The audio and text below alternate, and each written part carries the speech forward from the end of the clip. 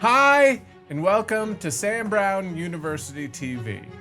Guys, Sam Brown University TV, the only TV that is 50% off right now if you act fast. I gotta tell you, I'm gonna tell you, the audience, really quick. Open the curtain, tell you what's going on. I sat down in this chair holding my glass of water, spilled it all over my shirt. First thing that went wrong. Second thing that went wrong, I started to do the intros. I was talking about stuff that would get us pulled by the FCC. That was the second thing that went wrong. The third thing, I started fumbling my words, and then I was doing the show wrong. I was hosting it out of order. So I'm going to do it right now. I'm being honest with you and just letting you know this is an honest show, and we're all about truth and liberty. So today we wanted to get to the bottom of something. We're going to talk about video games today. We're going to talk about, I have a question.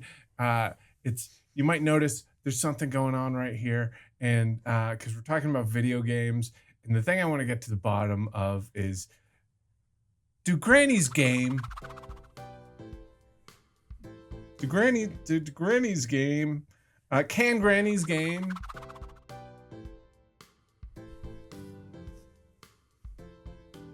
Okay, that was the graphic. I think it would look good if I did that. So let me introduce our first guest. Today is an actor, comedian, writer, producer. You may have seen him on The Rookie, Parks and Rec, Superstore, Grand Crew, Netflix's The Recruit, and many more. Laser Team. I'm going to bring that up. He's written for Mad TV, Key and Peele, and Superstore, and I've known him since the beginning of the game as a Destiny gamer. Yeah. Ladies and gentlemen, give it up for Colton Dunn. Hey guys. Colton. Hey, sorry about the shirt, by the way. I know, it was a disaster. Yeah, I watched it happen too. It was spilled water on my pants. Pants? But the water went right off. Yeah, you can. But that was the real impressive thing, though, is that it did wick off the pants. Gap. You can pee on their pants. I hope that starts a trend of people walking into the Gap. Check it out! Are these the pants? It'll I be can one of their pee cool on? big swing dancing commercials, where some they all dance into the Gap and then pee on some pants and then that's a swing good people campaign. between their legs. We're giving out that one for free. Yeah. That would be great. So I part of the reason, so we're talking about video games today, and Grannies, which I'm also an expert in. So I'm glad that you brought me here. Big. I'm big. I'm into big Grannies. You're big into Grannies. Big Grannies, dude. I thought you were into Grannies of all sizes. Grannies in all sizes, big ones, little ones. It's like I'm just, it's nothing wrong, like inappropriate.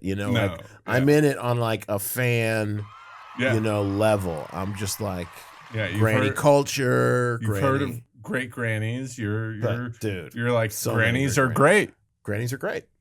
Grannies. What granny's not a great granny? Yeah, they're all None great. They're all great. So Grannies, great. And games. Yeah, and video games.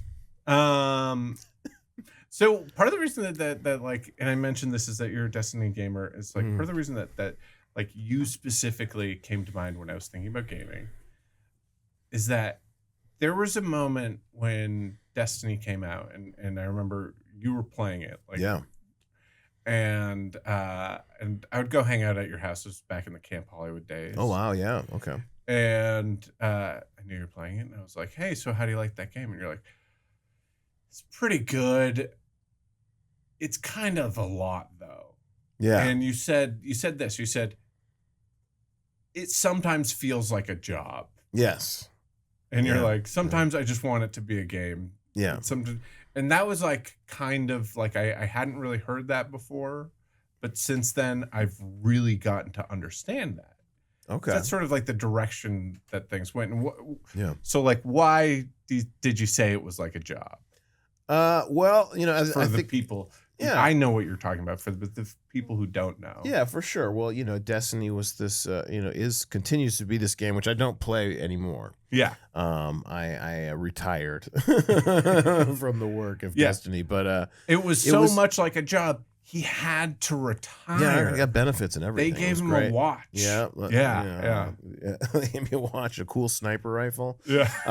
But it was like collecting, had to like go to a different planet to collect a certain number of elements in order to like do a certain thing. And, or just having different achievements, that were like, these are the achievements of the day. You got to do these achievements in the day and you'll get this, you get this dagger, and then you would miss it. And then you come back and play the game and, go into, PvP or something, and somebody's like throwing this cool dagger around. You're like, what the fuck is that? And they're like, well, you had to be here 2 days ago and do this challenge. Out sick. And what the fuck is going on? And so you just had to get on every day, and you put that time in. Yeah. And there's times when it's fun because you're doing it with your buddies. You're like, all right, well, let's go bang these things out. But then there were times where it was like, oh gosh, I have to play catch up with these guys because we're doing a raid later this week, and you need X, Y, and Z in order to be ready for the raid. So yeah, that's it worked because it made me feel responsible. Like it was a responsibility I had to do. But then when you start having kids, as I have, actual responsibilities, yeah, those things really melt away very quickly. Yeah, and you don't get cool daggers for having kids. No, man, no. I wish I just had to go to Mars and pick up some plants. Have you balanced the video game kid life? Do you still? Game? I mean, it's really pretty out of balance. It's. Do you still play? I do. Not anywhere near how much I used to play. Yeah. And a lot of times it is if I'm out of town. I can log on. I can play Xbox basically with my Meta goggles.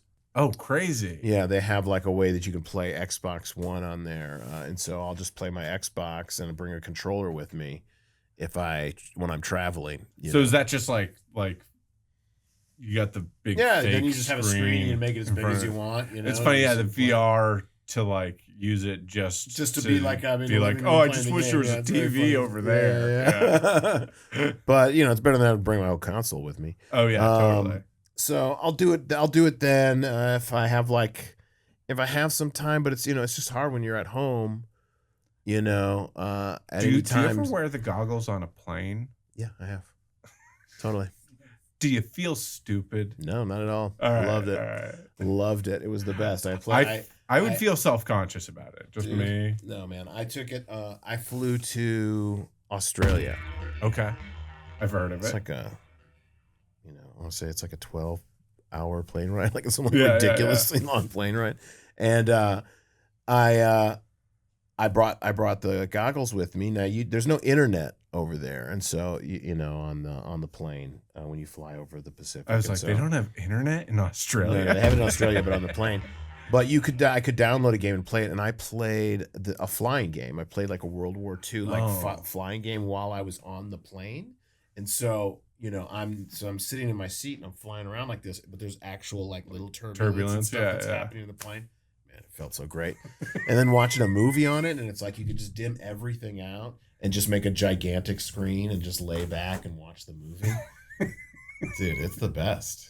I mean, I imagine there's like someone directly in front of you trying to get to their seat, and they're like, like on the aisle, and they're like, I yeah. usually get a window seat. I think for that one, I was in a business class seat, so like I was by myself, so nobody would have to get by me.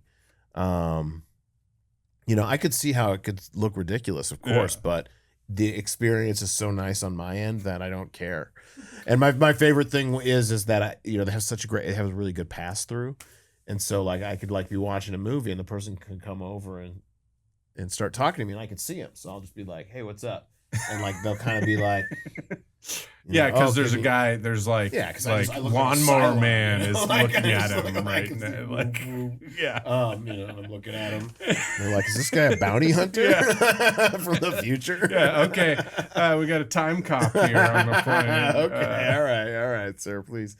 But yeah, you just like still interact with people and. Very cool. How have you been doing, by the way? I didn't do this. I didn't do this part. I realized I forgot. I'm doing great, man. I can't complain. What have you been up to? Jeez. I mean, I have. I worked a little bit. There's a new show coming out on Apple TV that I wrote for called Widow's Bay. That's going to be really awesome. I've did a lot of traveling with the Ben Schwartz and Friends tour, so I'll do a lot of shows in different places, and that's when I'll play my video games. And but we've been to Sydney, Australia, and all over the United States. So that's awesome. Yeah, man. So when you're like making a show for Apple TV, is it like, oh yeah, this is like Tom Holland and Zendaya and Pedro Pascal or the extras in this? I feel like every show is like, all right, who's the best actor? It feels like it's a club that like all the most famous people are in. I mean, it is true. They're like their casting bench is unbelievable. Yeah, at Apple, it's an all-star game. And they're no different with this show. I mean, I don't know how much they've announced yet, but the casting on this show is great. But it is one of those things where when we were writing, whisper it to me, into the microphone. No, I don't know. I don't know exactly what's out about it, but don't worry. Sure. This is probably not going to come out till 2027. Okay, great. But it is like that when you get to because I was there mostly for the writing process of it. I didn't go out to like do any shooting on it or any of that kind of stuff. And so it wasn't until the end of that process when they really started working on like the casting and just kind of hearing, some of those things too is you would see like names coming through of people like we know, and you'd be like, oh gosh, he's great, and you're just like, but there's no way. Yeah. Because the other people that they're talking about and like taking meetings with, you're like, fuck, holy shit, it's, but that's Apple, I mean, Stevie Jobs, dude. Yeah. He's great. Steve Jobs, wherever you are. Wherever you are, my man, doing your thing. But I mean, bringing the world. Maybe he's in hell, maybe he's in heaven. I don't know. What? That's not even me talking bad about Steve Jobs. You're just saying that you don't know the world. It's a big universe, and you never know. Afterlife works. Yeah, and I mean, Apple's. I mean, there are like also there's a book that explains how you get to hell. But also the thing is too is he was a very rich man, and I think there's probably to get that rich. You could take some of that with you. You think? I think you probably do some things that like aren't so great. Is what I'm saying. Oh, in order to get that rich. So just anybody, what's the levels? Like, what's the level of money, the amount of money you can gain to where you just are like automatic hell? I think that the Fortune 500, really? The Fortune 500 list or whatever they have. The Fortune 500 list. So with just that list is it? Like the list lowest person on there is the bottom cap. Is like that's. I think other people get to hell. Other ways, sure. There's other ways. Obviously, there's many roads leading to hell. On the Fortune 500 list without being responsible with at least one person's death. Really? That's huge. Responsible for a death. I mean, you don't think that Steve Jobs was in any way responsible for any deaths? I mean, think about the factories in China, at least. Okay, so you're saying like ultimately responsible, like if anybody like died on their way to work, or if they did something and they were like, "Hey, I'm going to turn a blind eye to that." That's not good. Yeah. Well, yeah, man. I mean, something to think about, So today we're talking about what gets you into hell. No, we're not. We're talking about video games. Oh, no, we are. Oh, okay. That's right. Well, hey, you know what? I mean, I realized I was like, oh, it'd be funny if we just had some video games in the background the whole time. Who is this? But this person is so good. yeah. This is just one of the producers. Look at the movement. Look at the it's very fluid. Yeah, Meltem, you are not this good at Fortnite. I'm good. Why do I always get the shit in, you know? You're the one who just made the gesture of like, well, I could be this good. And I'm like, I can look at you and tell that you're not this good at Fortnite. What's the blue drink do? It's Shield. Yeah. That's what it is. Oh, you're asking her. You're asking her. I thought you're just curious. Have you played this Fortnite? You know, I used to play it. I played it a lot for about 6 months. I got really into it, and then I kind of fell out of it. I think it was I think I played it. I might have played it on my phone, and then I think it got taken off of the iPhone or something at one point. You couldn't do it on the iPhone. I don't know. Something happened where I didn't play it, and then I got it on my Xbox, and then I got really into it for a little bit, but the other stuff just kept drawing me back, and then I started having kids and stuff, and I couldn't really have time to play it. And then when I came back into it, it was so insane. But what was crazy is that all the other games had become Fortnite, like. Oh yeah. Like I was like, oh well, I'll play Call of Duty, and it's like the Call of Duty guys are like, oh, and I'm like, whoa, these are fucking supposed to be like the hardest fucking Marines in the game, and there's like a Ninja Turtle running around in the game. And I'm like, what the fuck is happening on this?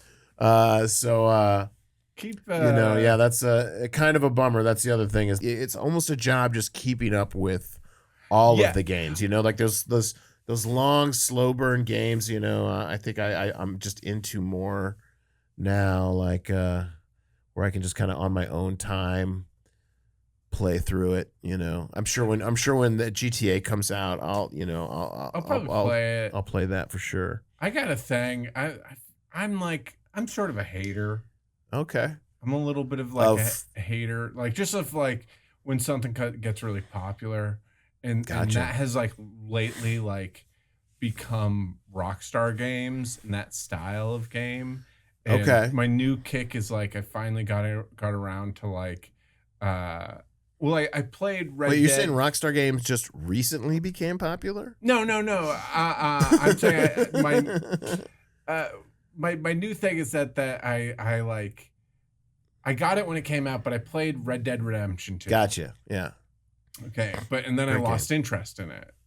Kind of like... Okay, you didn't do like the online stuff with Red Dead? No, I didn't do online Red Dead, but I just kind of lost interest. Like, I was like, oh, there's too much horse riding trading around. And like, you're just like driving around your horse all the time and talking and having these long, boring cutscene kind of things. But they're not even cutscenes. You're supposed to be driving your horse. Yeah, it's kind of happening while you keep like moving, and then the guy will be like, "Keep up!" Yeah, and you're like, right, I just want to keep it up while you tell me the story. Like eat cereal while this was happening. I stopped playing it, and I recently went back and was like, everyone loves this game. I'm gonna see what's going on. Gotcha. And I beat it recently. All right. And I hated it. You hated beating it. I was just bored. It was just boring, and I always expected the other shoe to drop. I would be like, what? Actually, this isn't boring. So none of the stories grabbed you? None of the story grabbed me. Like, it really just like kind of, I don't know. Did you play it? I loved it. Yeah. When that came out, that was another one I loved. I played for a while. I didn't just lock into it, but yeah, riding around a lot. I loved the online stuff there when it first came out. That was like, I felt like that was like just one of those, a lot of the stuff in video games that, I don't know when it's going to happen again, but was just like, I got to live through sort of the world where it was like you played them by yourself. Yeah. And then you could start playing with a couple other people in your house. And then you could start playing with a bunch of people in a house, and then you could just play with a bunch of your best friends online. Yeah. It's like, so that was still one where it was kind of like, oh, when the online game came out and we could all ride around and be, in a posse together and ride into towns and do stuff. That was like such a cool new experience. But But I could see like going back into it, just kind of being like, all right, well, now it's just you're doing it, and that's totally normal to play with your friends online. And yeah, you know, and it's like I didn't do the Red Dead Online thing, and I didn't. You're right in that, and I feel like that's interesting because I feel like that is like a good like that is our age group's relationship with video games. Yeah. That is, you know, like we're of similar age, and that was like, you know, we were in that period where when we were kids, we were, you know, like old enough to be like the prime market for a Nintendo or like an original Nintendo game. Oh yeah. Super Nintendo Genesis, when that hit and that like upped a little, that's like kind of blew our minds. And when games started to like Super Nintendo, I mean, when games started going online, that like we like were the prime age for GoldenEye. Yeah, like I'm sure I've never talked to you about this before, but Loved like it. GoldenEye was sleepover crack. Oh, like dude. You would have the best sleepover parties, slumber parties. It sounds all so night. lame to be like, oh, we had the best slumber Order party. like Little Caesars pizza and fucking play GoldenEye for hours. For hours. And like there's stuff that like I remember my friends were like, oh, it's like not fair for you to play what was it? Was it Odd Job wasn't fair? Yeah, because they were like lower and you'd like you would miss them. They were actually their hit box was smaller. Yeah, their head. It was hard to get shots. But like that was like so fun. And then I remember when like Halo came out. Oh yeah. And all of a sudden it was this thing of like, wait, done. You can hear the person over the headset. I could talk to people. Yeah. You could, I was the thing that blew my mind was the thing that was like, not only could you communicate with people on your team, but when someone on the other team was close to you, and you could hear them, and they could hear you, I thought that was the coolest detail. And then after the game, you could hear everybody, and everybody would be like, "You motherfucker!" You know, it was the best. You can't really do that. A lot of them don't have those. And then that also became people being like, "Oh, I'm going to be the worst person ever." Of course, of course. Oh, I have the opportunity to be the worst person ever in this video game. Yeah. Okay. Yeah. Oh, you mean I'm never going to see this person that I'm talking to right now? All right. Yeah, it's just it seems to be the human way that no matter what it is, we find we'd be like, how can we use this to be a complete fucking piece of shit? Yeah. This advancement. How can I ruin everyone? I remember when I was in Whitest Kids, when we got the show, when we first like got our like first paycheck, and we were like, what are we gonna do? And like I think it was like me and Zach at the same time were like, how to get Xboxes. And it slowly was like everyone in the group got Xboxes and we got Call of Duty. Okay, And nice. we were all playing Call of Duty. And this was at a time when I think it was Call of Duty 3 when there was a lot of bugs and like ways you could like sneak underneath the map and stuff like that. Yeah. And like cheat. Dude, Trevor freaking loved that. Like just getting high kill counts by cheating. Just like hiding behind the graphics. Underneath. Yeah. And like seriously, like that guy loved playing that way. And honestly, like when like they like started to fix that in video games, I think he was just kind of like, oh, I'm not listening to it. Not that into it. Yeah. I mean, hey, it still happens. You can go online. You can you can look that stuff up. You know, there's always those little spots that you can hide into. Bugs to get into. But yeah, that was just the sweet spot for us. I should get our other guest. Oh, we have another guest. We have an expert here. An expert in Grannies? Because that's my expertise. So I don't want to be out here. I didn't know this was this. Now I feel like this is some kind of like you've ambushed me with another Granny expert. I got to get, it might be in here. All right. Our expert today is a professor in Grannies. Oh, no. Okay. All right. This is embarrassing. Oh, no, it says great grannies. Oh, well, so, all grannies are great. As far as I think, but I think that's like great grandmothers. No, I understand that, but I'm just saying that I think so. We're going to have a difference of opinion. Yes, there. I think all grannies are great.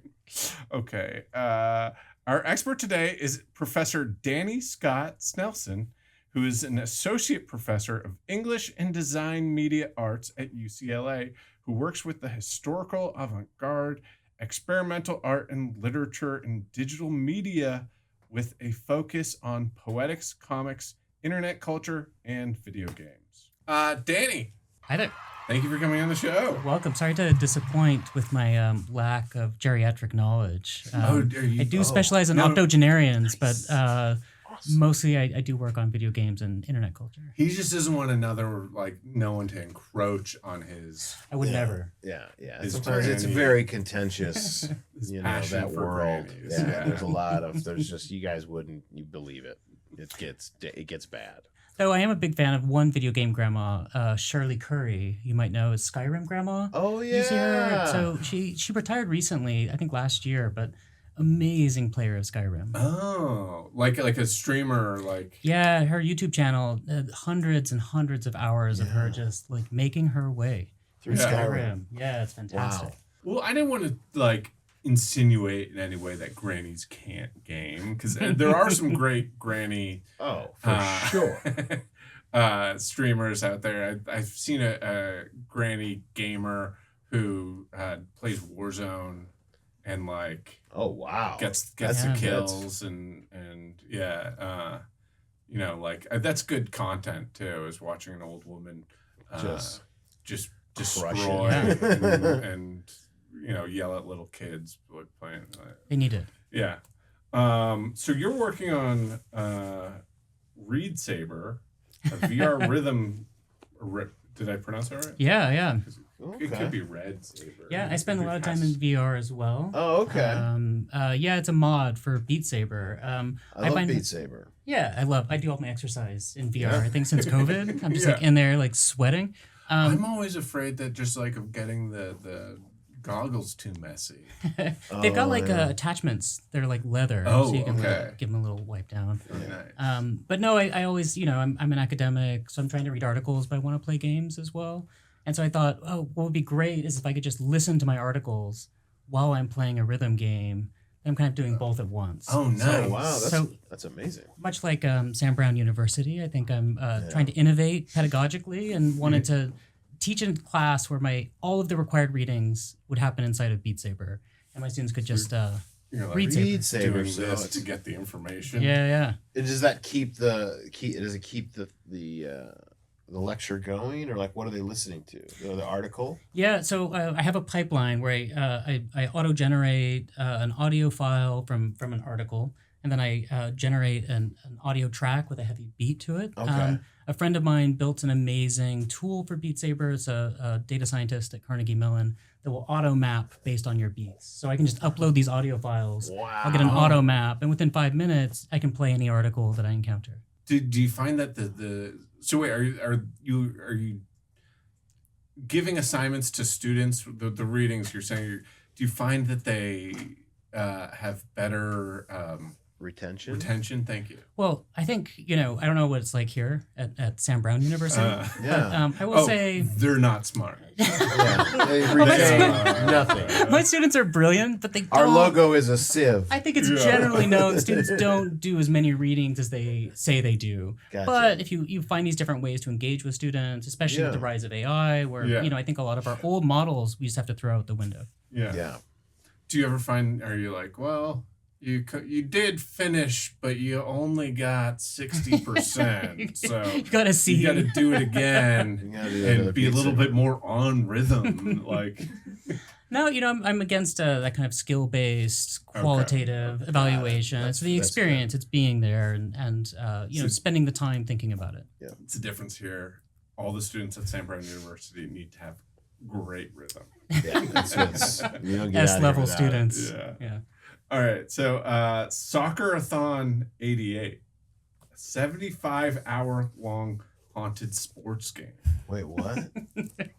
Yeah, this is in development right now. Is that okay for me to talk about it? Sure. No, I Wow. presented it at a few conferences. I'm working with Wiley Wiggins, who's an amazing game designer in Austin, Texas. It's a little bit of a story. Do you want to hear it? Yeah. Okay. So in 1988, my father won a world record for the longest soccer match ever played. He played for 75 and a half continuous hours in rural Utah with this scrappy young team of 75 hours? 75 hours continuous gameplay, and it will never be broken because the Guinness Book of World Records stopped allowing people to do endurance tests because too many of them were dying. We're doing it till they Oh. die. Yeah. So Oh, like no. 1990, they cut it off. So like it's the longest match on record. Soccer, like real life soccer? Or? Real life soccer in the middle of the summer. They had every 1 hour of play, they could take a 5-minute break. And so I had heard about this story growing up. Wow. It's a big part of our family lore. But 2 summers ago, a video surfaced on YouTube that was 6 hours of very haunted VHS footage of this like Of soccer this match. Yeah. Oh I wow. was like, shit, I've got to do something with this footage. And so I was like, well, what I should do is make a game that could have been released in 1988. Yeah. NES era kind of pixel-based game modeled after Goal, which is one of my favorite soccer games. Yeah. And I would just make it 75 and a half hours long, and you would encounter video clips and this kind of haunted narrative about, of course, it's Utah, so religion, Mormonism, Utah Oh, technology. damn. The soccer field is right by iOmega. You might remember the zip drive. So the fiction is that the game was developed at the iOmega offices. It's a whole long thing, but so it's a psychological horror endurance religious video game. And are you also playing soccer? And you're playing soccer. Awesome. So wait, do you have to play it in one sitting, or can you save? So there'll be a few different modes, but the Okay. idea is, and you would have to play it for 75 hours. I think you get a 5-minute break every hour of play. Okay. Really? And if you stop playing for periods of time, your players become exhausted and drop out, and so you have to like maintain your team for 75 So hours. Oh wow. And you would actually have to maintain yourself for 75 hours. Yeah. Wow. That's crazy. That's intense. All right, and Grand Theft Eco. Grand Theft Eco, yeah, back to Rockstar. I similarly was not a huge fan of Red Dead Redemption, which See? makes me a bit of a Okay, fair enough. pariah See? in video That's all game right. studies. But Give you it know, to me, comments. Give it. On the last podcast that came out, we said something about Philly being a bad sports city. Yeah, Oh. that's dangerous. Well yeah. Those Philly fans people are mad. Yeah. People don't know how to take a joke. Yeah. That's the thing about Philly. Those guys. Oh no, buddy. know how to take a joke. No, you're doing it again. What? You're doing it again. No way. There's a lot of overlap between sports fans and games fans, many of whom also don't know how to take jokes. Yeah. As we've Some seen. might say both are games. Yeah. You Yeah. could go so far as. No, Grand Theft Eco is a project I'm collaborating with some colleagues in the Laboratory for Environmental Narrative Strategies at UCLA. Okay. So I have logged hundreds of hours in GTA 5 where we're modding the city. So it's modeled off of Los Angeles. So it's a great model. And we wanted to tell a story about LA in the year 2050.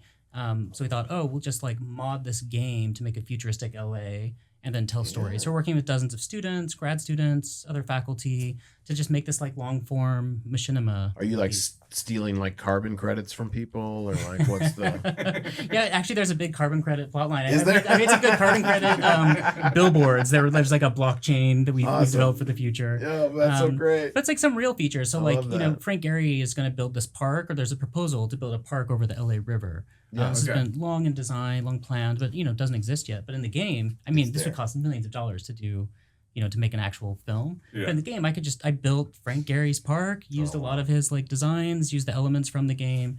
And it was kind of amazing. I love the LA River. Yeah. And you know, in that game, you can just like, I don't know, drive through the flowers in the park, run through it, and it does give you the sense that you're there in a way that, you know, other kinds of media platforms like video, you have that kind of indexical effect to reality, but in the game Yeah. it feels like you're there. So Yeah. we're releasing the videos, but also the mods, so other people can play through what we hope to be a kind of optimistic ecological future for the city. I like that. Yeah. And you have Bricked. Bricked. Oh, okay. Yeah, you've got my list of things. Oh, well, okay. So this is very on point. Bricked is a game about my grandmother that I'm working on. It's about. Okay, let's get into it. Let's get It's, into it. Bricked is a word he associates with grandmothers. It's a VR game. This not to bring down the mood at all. My grandmother passed Okay. 5 years ago. Fair enough. So you know, He would not be bricked up about your grandmother. but she'd been diagnosed. I'm sorry. No. I think that I'm like sorry to both of you. my background's in poetry, so I like the elasticity of language. Oh, yes. Okay, And yeah. bricks, I'm thinking about human and technical memory systems. So like when a phone dies, Get bricks. Yeah. it gets bricked. And my grandmother had been diagnosed with dementia, and Mm. so we had done this one last trip with her to this really bizarre house in the middle of the wilderness in Oregon. And I was like going through my emotions and whatever, and we were in this house. This family had gathered like all of the trophies of their travels. So they had like like objects. It was bizarre, like a full room of they're like a weird collector family. They had like a whole room of Marilyn Monroe's, like a whole room of like Betty Boop memorabilia. It was just like wildly disorienting. My grandmother was very puzzled. I was like, this is like really fascinating to make an artwork out of. So I imaged every single object in that house, and I'm building a VR collectible video game where you encounter these objects that are kind of flickering away from you as you play, as a way to kind of get at what happens when a human memory system fails and how that might overlap with technical systems failing, like link rot or bit rot or certain kinds of computer failure. And so I'm playing in between those two spaces in this kind of VR collectible comic book game. You said Link Rot?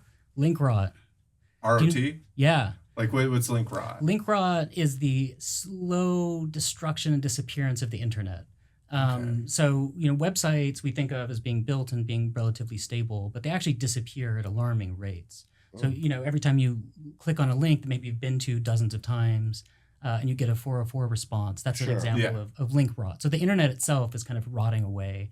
And we've all seen this, right? Like if you try to do a Google search, you can't find anything you're looking for.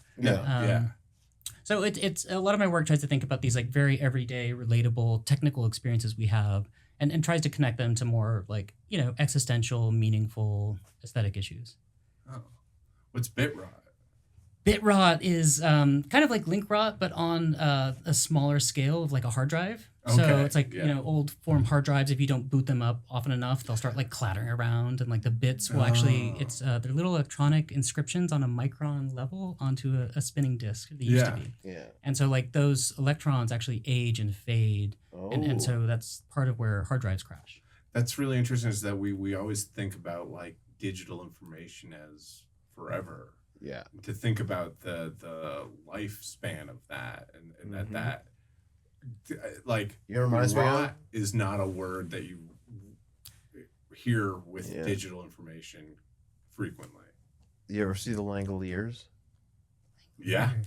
You know Yeah. that? Oh, no, what's The that? Langoliers. It's a Stephen King story, and like they made a movie of it. TV movie. It's like a TV movie. It's very funny. It's my favorite. My favorite Stephen King is the like kind of crappy Stephen King stuff. Yeah. Like when it's like a made-for-TV movie, and you're like, oh, this isn't the best. Or It's like, got all the elements. There's like a magic black person in Yeah, it, yeah. and, a real grumpy guy, and like a young, like whip smart, person. Bronson Pinchot's in it. Yes. Someone yes. made a version of the Langoliers where they animated by. I think they like photocopied every frame of it, and so it's like black and Cool. white and like Oh. a weird kind of. creepy. I forget what it's called, but it's out there. It's like Yeah. somewhere, unless it got bit rotted. Unless it got might be Yeah. link rotted. Might But be the link Langoliers rot. would come and they would eat everything. So Yeah, like yeah. at one point, these people are in the, the whole thing is that that time has gone past them. Yeah. Right. Spoiler. And so This is a spoiler. This is a bit of a spoiler from the Langoliers. If you haven't I'll seen the survive. 1996 But it's like, Langoliers. so imagine if like, time is a wave and we're all moving through it. If it continued going, but we were left behind in kind of this like weird world where, the fruit got like a little stale. All the food that they would try to eat was rotten. And then all of a sudden they started hearing this crazy noise. And then they just saw these like creatures that were eating it. We're Yeah. eating Yeah. the Yeah. universe, the whole world. And it was the crudest three-dimensional They looked like black Early- Pac-Man. They were like, it was basically Pac-Man was coming together. And you got Bronson Pinchot being like, no. That's what I think of link rot, and just Yeah. like this like thing that's just eating the whole universe of the internet slowly. Yeah. Yeah, it's all this. Vint Cerf famously said that if you want to save any image, like you have to print it out. So that print it out, and even like to go back to video games, trying to get like an old NES cartridge to run in the year 2025, Yeah. or games before that, getting a proper Atari or Commodore setup. I have some friends at the University of Colorado who run what they call the Media Archaeology Lab. With their sole job, and they spend like massive amounts of time just keeping old gaming systems running, so you can actually wow. experience them, not in your VR headsets, or like this new thing with Virtual Boy. Virtual Boy is a platform I love, but really doesn't run now, and so you can get emulators, but to actually play it the way it was meant to be played takes a massive amount of work fighting these Langoliers. Do you mean Exactly. the Game Boy, but it's like red in 3D Virtual Boy? Yeah. Like, and it's, you have to like Did you ever play this? I remember it. Yeah, Yeah. no, they're coming out with a new one. They're gonna re-release it. re-release Virtual They're Boy. coming out for with the Virtual Switch. Boy I feel again. like Virtual Boy was very unsuccessful when it came out. Hugely. Yeah. It only released 12 games. My parents, God bless them, I was the kid on the block who, like, they went NES, Virtual Boy, Wow. Nintendo 64. Oh, So wow. that Christmas where I should have gotten my Super Nintendo, I just Yeah. missed it entirely. You were like, Virtual Boy's the way of the future, and then Yeah. you only have 3 games until Just Just Nintendo playing 64. Wario and Turbo yeah. Boxer every day. Yeah. Yeah. I'm cool. I got my Virtual Boy. You guys play your Super Nintendo. It's fine. I got the early Sega CD. That was what I Oh, got that's a that cool Christmas. platform. The like first gen Sega CD. Yeah. Which the funny thing about that was part of the like, hey, look, it's cool, is it had like an automatic CD tray thing. Uh-huh. Yeah. But the thing is that like immediately that stopped working. And Oh, you yeah. as a kid were like prying open this CD tray to get your game out. And yeah. I love that I was like part of like the first wave of kids who were like just like your parents were like, here's technology. Yeah. And you were like, I have to like how crazy is it that we used to have to like blow into Nintendo cartridges and that information spread around from person to person, that like, oh, if your game isn't working when you turn it on, it's probably dust and you have to go to blow the dust out and then blow in it, or you have to do that thing where you shake it back and forth. Yeah. Yeah. Like, we know about it. Yeah. I didn't know you guys. That's not like we didn't have the internet. It's not like that information was posted anywhere. Yeah, you had to figure it out, or like Whisper campaigns, or I remember I had a Game Genie, or like like the secret codes in Contra, which have been like show up again and again, show up on bullet casings. These kinds of things were passed around kind of informally, or by like subscription like magazines, like Nintendo Power, or something. But one of the things I've been really interested in studying is how the internet changes that way of engaging with games. So a lot of these games are built like, I don't know, I couldn't have beat my favorite FromSoft games if I wasn't able to like go online, find out how to get past this like very specific boss or this moveset I can't read. And I think that it really changes our relationship and it makes us much more connected and much part of these like bigger communities. Yeah. I mean that like I was playing Dark Souls, the first Dark Souls game. Yeah. Oh, wow. Recently, like that game beat me. Like I was playing That's that a tough game, and the first time I played it, I got like pretty deep into it, and then I faced that boss who was just like, you walk out in the middle of a field, and all of a sudden a giant wolf with a sword in his mouth comes out of nowhere, and he like one-shotted me dead, and I just put the controller down, and I was like, well, Okay. the game beat me. And then I came back to it later. And when I got to the end of the game, I was like really trying to beat it without like looking anything up. And I eventually was like, doing streams or something. And I'd mention like, hey, this is how far I am. No spoilers, but like, and like I would get hints from people. Yeah. And which I feel like is like, I mean, it's fair. I feel like, it's not like I beat it without. That's how you did your world record playthrough, and you never told anybody I until never now that you were. I'm gonna get kicked out of Guinness. I'm gonna have to get endurance games back in it so I can possibly die doing a 76-hour long soccer match. There's like a video of a guy doing that, There's like a video of a guy who like is doing a playthrough and he like can't figure something out. And I can't remember if it's like you can clearly see him like look at his phone and then like he kind of keeps playing a little bit, but then like at one point it's like, oh, wait a second. what if like, and like you see him like kind of like game out how to do this thing that he had not been able to do for a while. It's very funny. It's a very fun. I forget who the guy is. He's some guy on GamerTube. Yeah. YouTube. I've told this story before, and it's not my story, but my friend Zach, who's been on the show, is a very accomplished person. You know Zach. Yeah. He just directed that movie Weapons, and I've been in a group with him for a long time. I've seen him get married.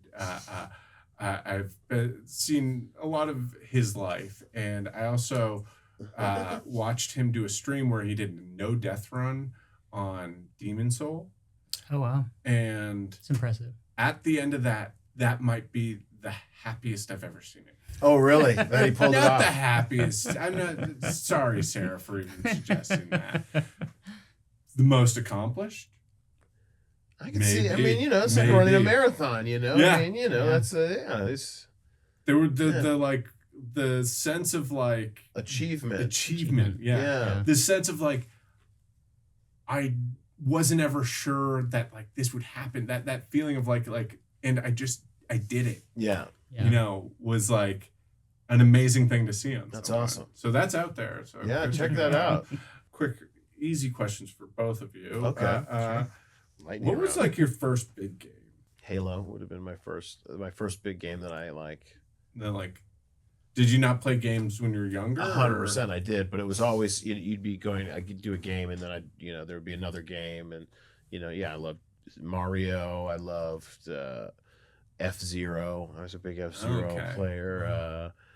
What's some other? I mean, you did Mike Tyson's Punch Out. I mean, Frog. What was the Frog ones? The Mike Tyson's Punch Out. That was Battletoads? the Frogger? Battletoads. Oh, Yeah, Battletoads. Battletoads. I love It's a hard Battletoads. Notoriously hard. That's a hard yeah. game. Yeah. And then I still did arcades too. So NBA Jam, things that were like at arcades, Bad Dudes, Double Dragon. We've lost Double that a little Dragon. bit. Arcades, right? Oh, a lot of it. We've lost it a lot of it. Yeah. I mean, like, because it used to be a thing that like console games were like pretty good, but like arcade games, they had like the best graphics by far. It was such a leap that it made you want to pay those quarters to play. Have you ever beaten an arcade game? Yeah, Double Dragon, Bad Nice. Dudes. Yeah. I have one of the first big games I played was Time Crisis 4. Time Crisis, yeah. Loved dude. that game. That game My was so parents dope. dropped us off in arcades. The first time I had like a bucket full of quarters. Yeah. Just like played the entire thing. It was that self-enclosed kind of like feeling of achievement. Yeah. First big game I played was the original Final Fantasy for NES, the US release. Well, the original, which was actually a massive game. I had all the maps, like the bestiary. Like you had to have like you couldn't look at your phone, but you could you had this like paper thing. You could so actually print it out and look at it. Yeah. Oh, I spent so much time in that game.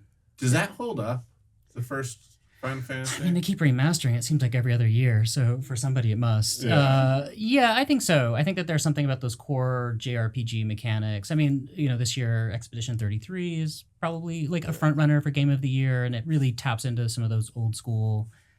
It's that game loop, I think, of like strategizing a small team to take down some kind of difficult foe. Yeah. Where you have like time to think and strategize that I think lasts. All right. Yeah. Cool. So, what are you guys playing now? I still play Halo a little bit when I get a chance, or I'll play Call of Duty. Okay. And Wait, then Call of Duty like Warzone Fucking or whatever. Call of Duty? It's so many who I don't even know what I'm playing at this point. I just like log on and it's like there's there's like fucking So when I go on to play now, I just like go, okay, what am I supposed to do? And someone will be like, click this against the game starts. Do you play? I guess the better question is do you play a battle royale? Or Yeah, we'll do like battle royales. We'll do Warzone, or one where you're just like trying to loot a bunch of cases while people are Okay, trying to kill you. We'll play like PvP where you're just going in and playing like 6v6. Yeah, 6v6. And just like running through a building, throwing grenades and shit at people. Small teams can be fun. Yeah, I love it. Like You know. there's something like very tense about battle royale. There's Yeah. something like you're like this could be Yeah. this It's could intense. last like like the next like 40 minutes, Yeah. or this could be over in a second. Yeah, I have wanted to. I've started, like, I've downloaded some stuff onto my Mac, and like kind of speaking of Red Dead too, like, because I've watched a few places, like there's still people who like are online and like playing out stories and stuff in like Red Dead or Grand Theft Auto, and like part of me is like, oh, it'd be fun to do sometime, like to join one of those, like, you know, online, like where the like, people have like real jobs, like there'll be like a guy who's like, I work at the, you know, What do they call that? Roleplay servers. RP, role play servers, That's crazy. I mean, like the crazy thing is with Grand Theft Auto is that, I mean, how old is that game? 2013, so it's 12. 12 years old, and they're still just updating that one. Mm-hmm. I mean, the new one's about to come out, but like, it's like there's a big incentive to get that new one because you're like, all right, wait, is this going to be a viable game for 13 years with just going off of updates, right? Yeah. Like, and like, it's funny because I don't know why sports games don't go off that model. I mean, I guess the reason they don't go off that model is because they are making money hand over fist. With selling the new game, The new sports game. as opposed to like year. creating just like downloadable content that would just update your game as it goes. Yeah, but like, I mean, I would imagine that at some point somebody's going to do that, right? I mean, when does Madden just come out every year? I think they have no incentive to do that. I think there's literally like they have a system and an audience that is like, this is how we do it. We give you $70 every year, and we give you money. And they figured out like, this is how we get money from you throughout the year. And they're like, we're good. We don't need. We're going to stick to it. Your updates. Yeah. Yeah. And I feel like they're also like, we don't need to make these games any better. They're fine. We could probably get away with making it a little worse and having people complain. That might be better for business. Yeah, I never really got into sports games, you know. Really? Like, yeah, because I at least when I was younger, I liked to play the sport. So like, to me, that wasn't Okay. Yeah, I didn't ever get into sports video games. I liked getting pussy. Okay. I was fucking too much. I can't play these nerdy sports games. No, but I meant like in video games, like I liked the video games to be something that there would be no way that I could do. And it's like dribbling around and like shooting a basketball. It's like, well, I can go outside and do that if I really want to do that, you know. True. I mean, I play like all the sports games, but the thing is that like for me, it's not the same as playing a sport. It's like it's sort of this like virtual chess kind of thing, like a game of FIFA. It's just there's something about that. I'm doing something that a human does. Like there's something about like playing a video game where it's like, oh shit, you know, you're doing something that is not Humans shoot guns. Humans shoot guns all the time. I relate to this. I want like a sci-fi speculative. I just saw it too. Yeah, it's like We live in America. I need something. Humans shoot guns. Yeah, in Grand Theft Auto, I like it, but I do get old with it. The thing with the Call of Duty that sometimes gets boring with me is that that used to be that it was too realistic, and so now it's like a little weird and crazy, you know. That's why I think I always loved Halos, because it was like these guys had shields, they could take multiple hits and like, you know, keep going. But it's like if I'm just like, oh, you know, I'm trying to make my guy a better pitcher, like it just doesn't. That doesn't. I don't get as excited about doing like, let me turn on this video game and enter the world of Colton, pitching. We must have left. Are you in the NBA? Are you? Did we leave that off the clipboards that you're? I mean, I don't really talk about it too much. Oh, you are. Okay, Yeah, you're in the NBA. Yeah. I mean, I loved that. Like that was my favorite, was when they got like heavy. There was a period where sports games were like heavy on the plot. Oh, and yeah. they were like, all right, this year you create a player, and Spike Lee has directed this story where the player you have created is the star of this movie about a guy going into the NBA, and you gotta work your way up from high school. Yeah. And I thought that was amazing. And I had made my player like would try and make him look like me. Oh, And that was okay. funny, and it was weird because like, Did he make it to the NBA? but I mean the weird thing was like it was like a black family from Harlem. That's the character you made. No, I made me. Oh, but the storyline was a The black storyline. family. So Yeah. it didn't adjust the storyline to No, it fit like didn't. how you made the character. Yeah, just it kinda wasn't like a white family from Harlem. Like, and they just addressed you just like, hey son. yeah. It was very the jerk. Yeah, you the know? jerk, yeah. Speaking of games, Ooh. we ourselves we have a game right here, Yeah. and like so this is very game culture based. Is a tier ranking. That's kind of like when you Oh. in Gotcha. a lot of Sure. games, which like you have a rank. Mhm. Go off these kind of rankings, and so right now we have a bunch of video game. Of like accomplishments, Okay. and we have a bunch of life accomplishments, and we're gonna put these Okay. on. And we're gonna mix them? Yeah, they're gonna be mixed. Okay. All right, so like beating the original Super Mario. Okay. This is like an affective, like a feeling tier. Are we- or- Yeah, feeling yeah? tier. Okay. Like, okay, Oh man. but I'd say that's like a solid B, right? Original. Wow. The Like, original, was that the the original, original? one, like Original. figuring out how to Eight- jump on the flag, everything the right way, and like Yeah. beating Bowser. Or, I and mean, getting the first around time all at the home? fire. I mean, Yeah. I don't know, dude. That's That's tough. A at least. I think. A at least. I mean, is it S? Like, we got stuff on here. Can we move anything around, or do we Yeah, have- yeah. We'll move. I'd say we started with A, right? Yeah. We give ourselves a little bit of room here Okay. and see if something beats that. But that's like you can't really beat that moment if you Alright. were there for it. Getting Yeah. married. Getting married. Well, if Mario's A, getting married is B. I mean, I'm gonna put that S here. you know what? Although I'll say the personally. totality of my relationship it would be higher, but to the day of getting married, The day of getting married. I could put that as a C. The C. Okay. I mean, it's I'd go S for myself, but Okay.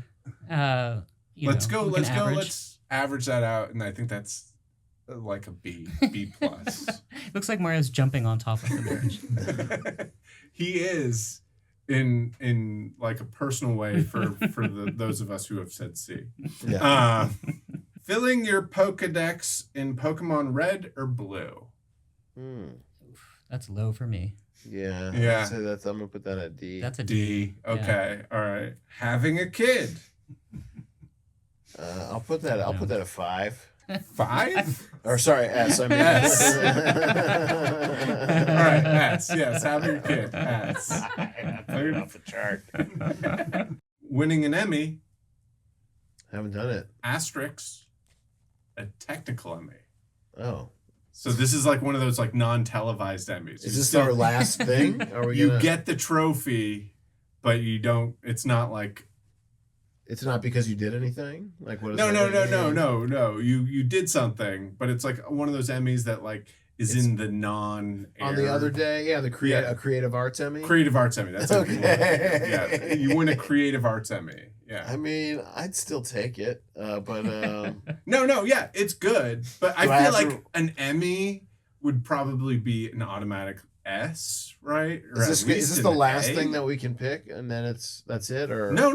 We're Okay. all these things are things. So I feel like we Oh, could do it okay. comparative. It definitely fits. I mean, it's below beating Mario the first time. I would think. Okay. I Far put it above the with- Pokedex. I put it with my wife. Yes. As being married. All right. Catching a shiny Mewtwo. So that's a shiny Mewtwo. Yeah, I put it down with Pokemon. Yeah. with D. I think D. Yeah, we're really. I know Is he's- that a this is video strong. game or is it a card game? It's everything, man. I guess there's the No. Pokemon Go. It's multiple iterations. Yeah. Yeah. Getting your dream car. I'll put that at C. See. See, okay, yeah, I like that. Finishing Elden Ring. Oh, finishing it? Yeah, That's pretty big. Yeah, it's pretty It's a lot of big, but it's time. also like kind of bummer. It's over, Yeah. true. gonna put that next to my marriage and my Emmy. Oh, that's B for you. What is it for you? I think it's B. It was probably, if I'm looking comparatively, just below beating Mario the first time. Okay, I loved that game. And I did spend a long time in Elden Ring. I wrote a book of poems inside of that video game. Oh Paying wow! off student loans. After we do student loans, we'll go back to this book of poetry about Elden Ring. Maybe A? I don't know. I don't That's know. big. That's a lot of freedom. I mean, I felt free after I finally beat Elden Ring. I didn't have to keep playing. Yeah. Yeah. Like, not having to pay my student loans is like a level of freedom that's... I didn't go to college. Why are you paying student loans? Then? So I didn't. I don't know, man. So I'm like, for me, if I ever get these things paid off, Colton, I think you're being ripped off. yeah, I think someone's robbing money from. No. I'd say it's got to be pretty good. It's got to be a pretty good thing to get out from underneath that. Here's what I'll say: is it's also depressing, though. Like it is It's also not like an like exciting thing. you're also like I did it, but also like fuck, why did I have to do Yeah. that? Like Put it with the dream car. Yeah. it's all fucked up. Like, it's like sort of like yeah. So I'll put it with the dream car. Yeah. That's me. Yeah. Winning a match in Warzone. Oh, dude. That could be pretty Pretty- fun, man. That could be pretty. Like exciting. this is or any battle royale. I mean, that could be a blast, especially if I'm playing with my friends. I mean, Yeah. I definitely have clips on my computer saved of wins I've gotten. yeah. Like this one right here. Got one. He's down. He's on me. Downed him. Got him. Team white. Got the win.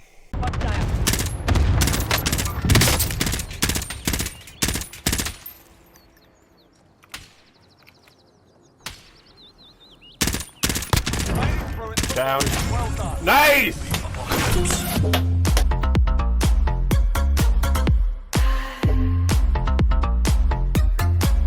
I'm gonna put that. All right, I'll so put- you I'll guys put- I'll haven't put, seen I'll put that that? up with my kid. You Is that a guys good haven't one? seen that, but I'm gonna give them a clip to put in there of a win I have. Yeah, I'll put it up with my kid. With the kid, okay. Emily's gonna be upset, but I'll put that with the kid. Yeah. Graduating a university. That feels comparable to beating Elden Ring. Yeah, Okay. It's kind of done. that's a B. Yeah. And let me do one more video game one. I should have done that one last. Beating a friend 1v1. Beating a friend? Yeah. I hate mean, beating who's- friends. The more friends you beat, the fewer will play with you in the future. But what if it's like one of your worst friends? More of a friend of me. You're Yeah, beating more them of a friend. 1v1. You're Yeah, beating 1v1. them. You're playing some game. Maybe it's a sport game. You know, maybe. Only on the real court, my man. How's that feel though on the real court? Beating a friend one-on-one. I'll beat you 1-on-1. All right, here's what I got to do. I got to do this to help everybody here. Let's move the wedding up to Super Mario. Let's move the wedding. All up right. there. So Okay. I didn't realize that we were able to be moving this thing around. All right. Yeah, we can. Okay, Yeah. and then beating your friend 1v1. I'd put that at B. Killing Frenzy in Halo 2. Killing Frenzy, Halo 2. I'll put that next to my kid.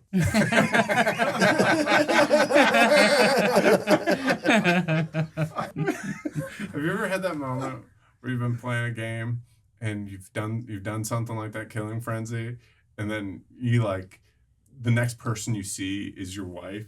Oh And, yeah. and Of you're course. like, guess what? And she's like, Oh, no I way. could not care less. Dude, there's no way I didn't tell her anything about that.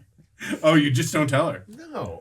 She's just like, why are No you in shot. such a good mood? And you're like, I love the game, man. It's a fun game. All right. Well, I wish I saved the graduating college one for now because I feel like we should wrap this up. And you guys actually are about to experience a B because you're now graduating from Sam Brown University. No student debt? No student debt. Oh man, that's great. I'm not like whoever's ripping him off. Yeah, I know, man. Well, they keep calling me. You guys are now graduates of Sam Brown University. This Oh wow, this is a really great. blank diploma, Okay. Oh great. Okay. Thank you. but I will fill that out. So what have we learned today? Can Grannies game? Yeah. Grannies Yeah. can game. They're great. Are we going to be playing video games when we're older? Oh, yeah. Yes. Oh, yeah. Are games going to get weird and cool? Yes. Sounds like Let's it. hope. Yeah. So thanks so much for listening and watching Sam Brown University TV. Thank you to my producers, Meltem Saricicek, and to Colin Goheen. And thank you to my editor, Andrew Michel. And also thank you to Jonah Ray for providing us with the theme song. And Sam Brown University TV. Class dismissed. Thank you for listening to Sam Brown University TV or watching it on YouTube. Please like and subscribe. And if you see our posts on stuff, like engage. Like that would be awesome. I read all the comments. So if you say something, I'm going to read it and it might hurt my feelings. I'd like to say thanks to Meltem Saricicek, our producer, and our producer Colin Goheen, and our editor Andrew Michel. I would also like to say thank you to Jonah Ray for doing our theme music, writing and performing it. And and if you're interested in taking classes at Sam Brown University over Zoom, you can do it anywhere in the world. Please sign up for the mailing list at sambrownuniversity.com. And right now, classes are open for sign up in October. If it is not October and you are listening to this, still sign up for the mailing list. That's all, except whoever is drawing the penises in the bathroom needs to contact the art department. We apparently have a Goodwill Hunting situation on our hands. They are really, really good. Thank you.